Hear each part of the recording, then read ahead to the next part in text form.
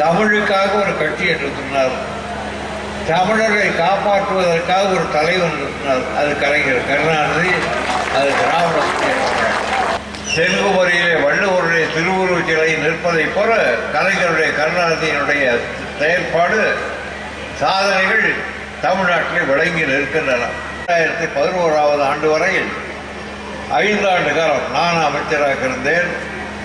அந்த காலகட்டத்தில் பல சாதனைகளை நிறைவேற்றியவர் கலைஞர். திராவிட முன்னேற்ற கழகம் தமிழ்நாட்டு மக்களுடைய வாழ்க்கையை மிளிரச் செய்தது.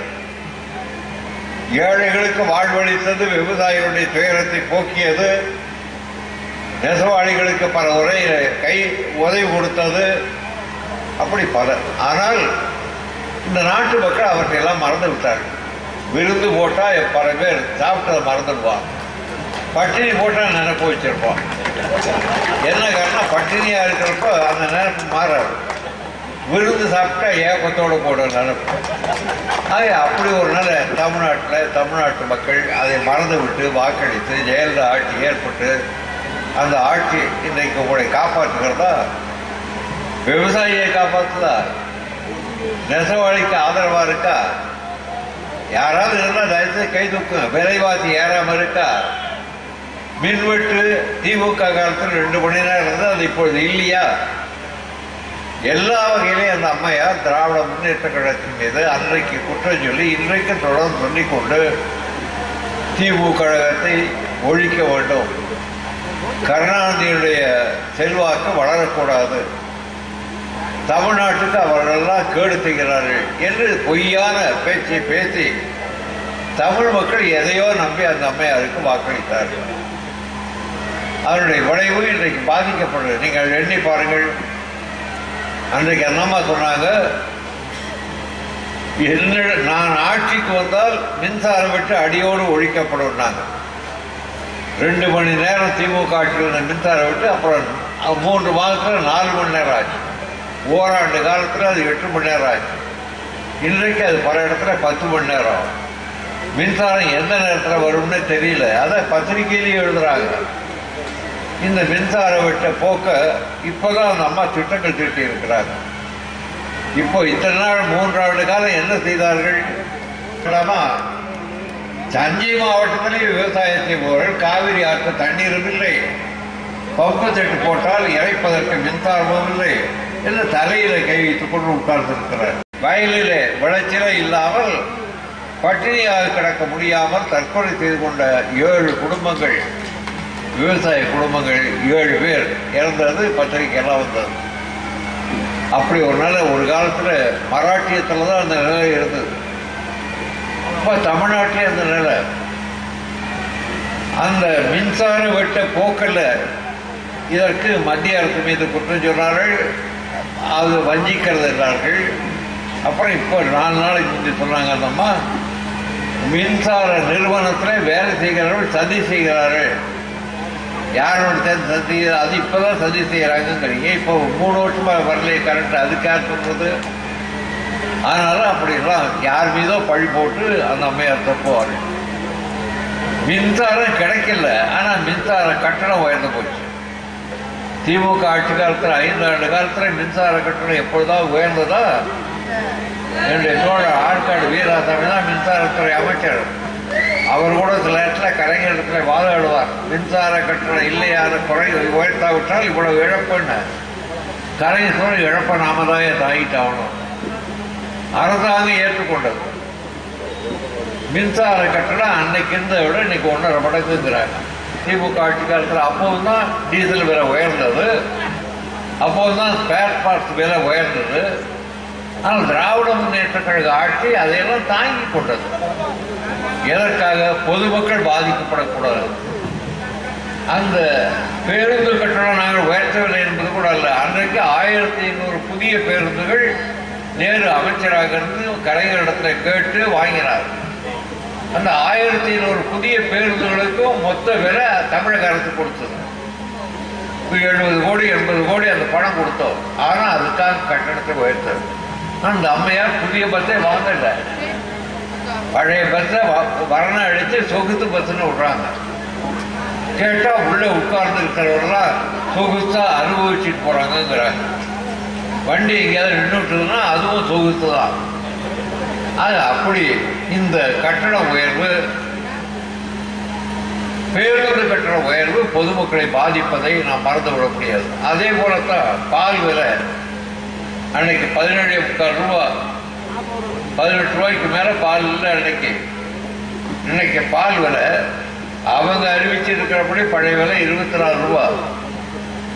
நான் கேட்கிறப்ப மற்றவங்க சொல்றது 36 ரூபா. நம்முடைய NKK ராஜா அவர்கள் தான் மாவட்ட செயலாளர் வருகிற போது கேட்டா சொல்றாரு 24 ரூபா பால்லாம் இங்கே கிடையாது, தனியார் பால் தான் வாங்கணும், 36 ரூபா 40 ரூபா. 40 ரூபாய்க்கு ஒரு லிட்டர் பால் வாங்கி எந்த குடும்பம் வாழ முடியும்? ஏழை தொழிலாளி எப்படி வாழ்வான்? மொத்தமா ஏழை தொழிலாளிகளுடைய வாழ்க்கை நிலை உயர்ந்திருக்கிறதா? ஏழை தொழிலாளிகளுக்கு திமுக ஆட்சி காலத்திலாவது பல சலுகைகள், இன்றைக்கு அதெல்லாம் இல்லை. இவை எல்லாவற்றையும் விட இன்றைய தேர்தல் நாடாளுமன்ற தேர்தல் அது வரவேண்டிய காலத்தில் தான் வந்திருக்கு. 5 ஆண்டுக்கு ஒரு முறை தேர்தல் வர வேண்டும் என்ற முறைப்படி வந்திருக்குது. ஆனால் 5 ஆண்டுக்கு ஒரு முறை நாடாளுமன்ற தேர்தல் வரவேண்டிய காலத்திலே வந்திருந்தாலும் கூட நமக்கு அது ஒரு நல்ல வாய்ப்பு. தமிழ்நாட்டு மக்கள் ஒட்டுமொத்தமாக பல பாதிப்புக்கு ஆளானவர்கள். மத்திய ஆட்சியாலேயே சரியான முறையிலே காப்பாற்றப்படவில்லை. தமிழக அரசு தமிழர்களுக்கு துரோகம் செய்கிறார்களாக இருக்கிறது. அந்த அம்மையார் பேசுவார்கள், கலைஞர் கருணாநிதி துரோகம் செய்து விட்டார், காவிரி தண்ணீர் கிடைக்காமல் துரோகம் செய்து விட்டார். அதெல்லாம் உண்மை இல்லை. கருணாநிதியை நானும் காவிரி கரையிலேயே பிறந்தவங்க. எங்க அப்பா சித்தப்பா அவங்க நிலமெல்லாம் 1 ஏக்கர் 2 ஏக்கரா இருந்தாலும் அது காவிரி கரையில் தான். நான் படிச்சதே காவிரி தண்ணியை குடிச்சுதான். இவர் கலைஞர் செய்த அந்த பணி தவிர, அவரால் நிறைவேற்றப்பட்ட தவிர எதுவும் நிறைவேற்றல. எனவே மத்திய அரசு இன்றைக்கு மாற்றப்படுமானால் எப்படிப்பட்ட அரசாக மாறும் என்று எண்ணிப்பாருங்கள். ஏதோ சொல்றாங்க குஜராத்தினுடைய முதல்வர் மோடியினுடைய அலை வீசுங்க. மோடி அலையும் வீசல, இந்த லேடி அலையும் வீசல. ஒருவேளை எந்த ஜோடியாவது அலை வீசுறாங்களோ என்னமோ எனக்கு தெரியாது. ஆனால் அவருடைய பெயரால் ஒரு பிரச்சாரம், மோடி மோடி மோடி. அந்த அம்மா பிரதமராகிற வாய்ப்பு இருக்கிறதுனால நாடு குட்டிச்சோர போச்சுன்னு அர்த்தம். மாநில அரசிய நம்ம ஜனநாயகத்தை மதித்த இடத்துல, சட்டமன்றத்தை மதித்த இடத்துல, எதிர்கட்சியை மதித்த இடத்துல, அவர்களே அமைத்த அமைச்சர்களை கூட கலந்து ஆலோசித்த இடத்துல, சட்டமன்றத்தில் சட்டமன்ற விதி 110 பயன்படுத்தி 110 தரம் அறிக்க படித்தவர்கள் அவர்கள். தினந்தோறும் ஒரு முதலமைச்சர் மொத்தம் ஒரு ஆண்டுல 4 தரம் 5 தரம்னா 110 விதியை பயன்படுத்துவாங்க. ஒரு அப்படி பயன்படுத்தினா அந்த அந்த துறை அமைச்சர்கள் அதை படிக்கணும். இந்த அம்மையார் தன்னுடைய ஆட்சி என்பதற்காக என்னுடைய அரசாங்கம், நான் முதலமைச்சராக இருக்கிற இந்த அரசு, நான் அறிவித்தபடி, நான் ஏற்கனவே அறிவுறுத்தியதை ஏற்று என்று தன்னுடைய அதிகாரத்தை காட்ட 110வது விதியின் கீழ் ஏறத்தாழ 110 அறிக்கையை படித்திருக்கிறார். இது ஜனநாயகத்தை மதிக்காத செயல். சட்டமன்றத்திற்குரிய முதலமைச்சர், நான் சொல்லுகிறேன், கலைஞர் ஏற்கனவே அமைச்சராக முதலமைச்சராக இருந்தபோதுதான் தஞ்சை மாவட்டத்தில் பண்ணை வேலை செய்கிறவர்கள், குடிசையில வாழ்கிறவர்கள், பண்ணையார் நிலத்தில் இந்த குடிசை போட்டிருந்தால் அந்த நிலம் பண்ணையார் நிலமாக இருந்தால் அந்த குடிசை போட்டிருக்கிற உழவனுக்குத்தான் சொந்தம் என்று சட்டம் செய்தவர் கலைஞர். அது மிகப்பெரிய கம்யூனிஸ்டாக இருந்த மணலி கந்தசாமி சொன்னார், நாங்கள் வருடக்கணக்கிலே போராட்டம் நடத்தி கூட அடைய முடியாத ஒன்றை கலைஞர் கருணாநிதி அவர்கள் ஒரு சொட்டு மையில் கையெழுத்து போட்டு நிறைவேற்றிவிட்டார். அது அப்படிப்பட்ட பொதுவுடைமை கொள்கைக்கு உறுதுணையாக இருக்கக்கூடிய கலைஞருடைய தலைமையை கூட விட்டுவிட்டு தங்களுக்கு சில இடம் கிடைக்கும், MP இடம் கிடைக்கும் என்று எதிர்பார்த்து அந்த கட்சி ஆதரித்தார். இன்றைக்கு நிலை மாறி இருக்கிறது. கிளர்ச்சி நடைபெற்ற போது, இந்து முஸ்லிம் கலவரம் நடைபெற்ற போது ஒரு முதலமைச்சர் ஆற்ற வேண்டிய பணியை ஆற்றவில்லை என்று வழக்கு.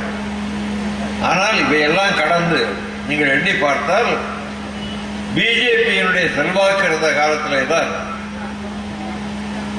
RSS போன்ற அமைப்புகள் பாபர் மஜீதை இடிக்க வேண்டும் என்று ஒரு இயக்கம் தொடங்கி இடிக்கவே தலைப்பட்டார். அப்படி இடித்த போது தமிழகத்து முதலமைச்சர் செல்வி ஜெயலலிதா அவர்கள் அதற்கு ஆதரவு. பிரதமர் தலைமையில் நடைபெற்ற முதலமைச்சருடைய மாநாட்டிலே அந்த அம்மையார் பேசினது என்ன தெரியுமா? ஜெயலலிதா சிறுபான்மையோருடைய உரிமை என்று பெரும்பான்மையோருடைய உரிமையை பாழ்படுத்தக்கூடாது, உரிமையை கெடுக்கக்கூடாது. சிறுபான்மையோர் மஜீத் கட்டலாம் என்றால் பெரும்பான்மையோர் இடிக்கக்கூடாதா என்பது போன்ற கேள்வியை கேட்டுவிட்டு, இந்தியாவில் ராமருக்கு கோயில் கட்டக்கூடாது என்றால் வேறு எங்கே போய் நான் கட்டுவது என்றெல்லாம் கேட்டவர் ஜெயலலிதா. அது மட்டுமல்ல, பாபர் மஜீத்தை இடிப்பதற்கு கரசேவை செய்வதற்கு 1100 பேர் தமிழ்நாட்டில் இருந்து அவருடைய தொண்டர்களை அனுப்பியவர் ஜெயலலிதா. அப்பொழுதெல்லாம் பெரிய பத்திரிகையில படம் போட்டு இந்த கரசேவை செய்வதற்காக வந்து ஜெயலலிதாவுடைய ஆட்கள் இடித்துக் கொண்டிருக்கிறார்கள் என்று சொல்லக்கூடிய அளவுக்கு, எழுதக்கூடிய அளவுக்கு நிலைமை. ஆக இந்த அம்மையாரும் சமய சார்பற்றவர்கள், இன்னும் சொல்ல போறா திராவிட சார்புள்ளவர்கள், திராவிட உணர்வை ஏற்றுக்கொண்டவர்கள், வைதிக உணர்வுக்கு ஆட்பட்டவர். மக்கள் திராவிட முன்னேற்ற கழக வேட்பாளரை வெற்றி பெற செய்து நாடாளுமன்றத்திற்கு அனுப்புவார்கள். கலைஞருடைய கரம் மறுப்படும். கடந்த காலத்தில் 2-3 முறை இந்தியாவுடைய பிரதமர் யார் என்று தீர்மானிக்கிற அந்த வாய்ப்பு கலைஞருக்கு கிடைத்தது. அதற்கு முன்னாலே காமராஜரை தான் கிங் மேக்கர் இருப்பார்கள். தமிழ்நாட்டைச் சேர்ந்த தலைவர் காமராஜர் அகில இந்திய தலைவராக இந்திரா காந்தி வருவதற்கு ஆரம்பத்தில் துணையாக இருந்தவர், சாஸ்திரியை தேர்ந்தெடுக்க துணையாக இருந்தவர். ஒரு ஒட்டுமொத்தமாக பார்த்தால் ஜனநாயகத்தை காப்பாற்ற வேண்டும் என்ற கவலை கொண்டவர். அப்படி நடைபெற்றது. கலைஞரும் பல முறை VP சிங் அவர்கள் பிரதமராவதற்கு காரணமாக இருந்தார். இல்லையானாலும் அந்த ஆட்சியிலே பங்கு பெற்று நியாயத்தை வலியுறுத்துவார். பாரதிய ஜனதாவோட கூட்டணி வைத்த போது கூட அவர்கள் சமய சார்பற்ற ஆட்சி நடத்துவதற்கு வலியுறுத்தி அந்த உறுதிமொழியை பெற்றார். மத வெறியோடு எந்த ஆட்சி நடைபெறக்கூடாது என்பதில் கலைஞர் வலியுறுத்தி பாரதிய ஜனதா கட்சியை ஒப்புக்கொள்ள வைத்தார். ஆனால் இன்றைக்கு அந்த பாரதிய ஜனதா கட்சி இல்லை. ஏன்னா வாஜ்பாய் இல்லை. வாஜ்பாய் அவர் ஒரு நல்ல பண்பாளர், நீதி நியாயத்துக்கு கட்டுப்பட்டவர், மத வெறியை ஏற்காதவர். அவரும் பிஜேபியில் இருந்தாலும் கூட இந்த கொள்கைகளை ஏற்றுக்கொண்டார். அப்படி நாங்கள் கூட்டணி வைத்தோம். பிஜேபியோடு கூட்டணி வைக்க திமுக என்றைக்கும் எண்ணவில்லை. எண்ணக்கூடிய இடத்துல அவர்கள் இல்லை. அகில இந்தியாவிலே ஒரு அரசு வர வேண்டுமானால் சமய சார்பற்ற அரசாங்கம் இருக்க வேண்டும். நம்முடைய அரசியல் சட்டமே சொல்லுகிறது செக்யூலர் இந்தியா. ஒரு மத சார்பற்ற நாடாக இருந்தால் பல மதங்கள், பல இனங்கள், பல மொழிகள், பல கலாச்சாரங்கள், பல்வேறு வகையான பண்பாடுகள், மனிதர்கள் இந்தியாவில் உள்ளதை போல வெரைட்டி, பல்வேறு வகையான மக்கள் வாழ்கிற நாடு உலகத்தில் இல்லை. அமெரிக்காவில் கூட இத்தனை வகையான மக்கள் கிடையாது. எனவே தமிழ்நாட்டில் வாழ்கிற இத்தனை வகையான, இந்தியாவில் வாழ்கிற இத்தனை வகையான மக்களுக்கு நடுநிலையோடு கூடிய ஆட்சி இருக்க வேண்டுமானால் அது ஒரு மதச்சார்பற்றதாக இருக்க வேண்டும் என்று தொடர்ந்து நாம் வலியுறுத்தி வருகிறோம். நமக்கு வாய்ப்புள்ள நேரத்தில் எல்லாம் அதை நிறைவேற்றி இருக்கிறோம்.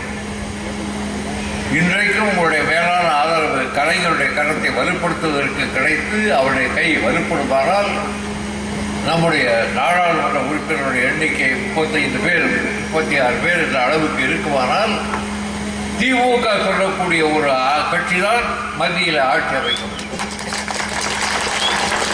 கலைஞரே பிரதமராக வர வேண்டும் என்று அவர் எண்ணவும் இல்லை. ஒரு நிருபரெல்லாம் கேட்டார்கள், ஏன் நீங்கள் மற்றவர்கள்லாம் பிரதமராக வர வேண்டும் என்று எண்ணுகிறார்கள், நீங்களே எண்ணவில்லை. அப்பொழுது கலைஞர் சொன்னார், என்னுடைய தகுதி எனக்கு தெரியும். இந்திய அரசியலேயே மிக மிக பிற்படுத்தப்பட்டவர்கள் பிற்படுத்தப்பட்டவர்கள் ஆகியோருக்கு இடம் பெற்று தருவதற்கு கலைஞர் தான் காரணமாக இருந்தார். VP சிங் அவர்கள் பிரதமராக இருந்தபோது கலைஞர் அவர்கள் மிக மிக பிற்படுத்தப்பட்டவர்களுக்கு அரசாங்க அலுவலில் இடஒதுக்கீடு வழங்க வேண்டும் என்று கேட்டு வலியுறுத்தி தொடர்ந்து வலியுறுத்தி சட்டசபையில் தீர்மானம் நிறைவேற்றி VP சிங் அவர்கள் ஏற்று பாராளுமன்றத்தில் 27 விழுக்காடு மிக மிக பிற்பட்டவர்களுக்கு அரசாங்க பணியில் ஒதுக்கப்பட வேண்டும் என்பதை சட்டமாக நிறைவேற்றினார். அதை பிஜேபி போன்ற கட்சிகளெல்லாம் எதிர்த்தன. உணர்ச்சி பூர்வமாக நம்மை மனிதனாக தலையெடுக்க செய்வதற்கு, நம்மிடத்திலே படிந்திருக்கிற பழைய மனப்பான்மையை மாற்றுவதற்கு, மௌடிகள் தலை கண்டீட்டாமல் இருப்பதற்கு, நம்முடைய இனத்தை வாழ வைப்பதற்கான வலிமை பிறப்பதற்கு தந்தை பெரியார் அவர்கள் சுயமரியாதை இயக்கத்தை தோற்றுவித்தார். நீங்கள் இவ்வளவு பேர் இருக்கிற போது சொல்லுகிறேன், சுயமரியாதை இயக்கம் மட்டும் தோன்றவில்லை என்றால் அன்பழகனுக்கு இந்த தகுதி வந்திருக்கார். கலைஞர் கருணாநிதி முதலமைச்சர் ஆகியிருக்க மாட்டார். ஏன் ஒரு படி மேலே போய் சொன்னால் காமராஜரை கூட முதலமைச்சராக விட்டிருக்க மாட்டார். பெரியார் பிறந்தார், காமராஜர் முதலமைச்சரானார். நாமெல்லாம் தமிழனாக வாழ நம்முடைய ஜனநாயக முற்போக்கு கூட்டணி என்னுடைய வேட்பாளர், திராவிட முன்னேற்ற கழகத்தினுடைய வேட்பாளர், ஈரோடு தொகுதியினுடைய வேட்பாளர், நம்முடைய அருமை சகோதரி பௌத்தரவள்ளி MBA அவர்களுக்கு உதயசூரியன் சின்னத்திலே உங்களுடைய வாக்கை பதிவு செய்து வெற்றி தேடி தர வேண்டும் என்று கேட்டுக்கொள்கிறேன்.